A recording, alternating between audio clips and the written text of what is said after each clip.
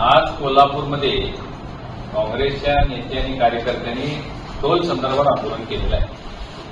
Toll mafia आणि toll संदर्भात आंदोलन करणं हे म्हणजे हास्यास्पद आहे.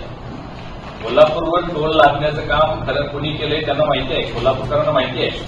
पूर्वी ज्यावेळी टोल आणला होता 450 करोड रुपये त्या टोलला पावत्या फाडून त्या टोलचं समर्थन करणारे माजी पालकमंत्री सतेज पाटील होते.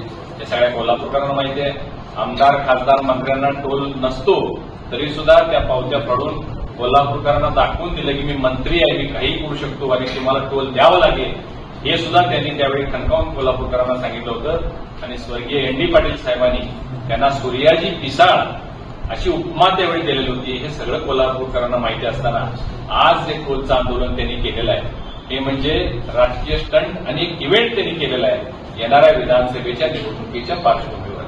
थेट पाईपलाईनची सुद्धा अवस्था तीच आहे. आज सुद्धा तुम्ही बघा थेट पाईपलाईनचं पाणी कोल्हापूरला अजूनही मिळत नाही. रोज पेपरला बातम्या येत आहेत पाणी बंद आहे. सगळ्या गावात कोल्हापूर शहरामध्ये लोकांचा हाल होतोय पाण्याविना, परंतु त्याचं समर्थन त्यांनी केलेलं आहे. अशा व्यक्तींनी तिथं अशा पद्धतीचं लोकांच्या डोक्यामध्ये धुडफेक करणं बंद करावं. कोल्हापूरचे लोक असल्या स्टंटबाजीला भीक घालणार नाहीत याचा मला विश्वास आहे.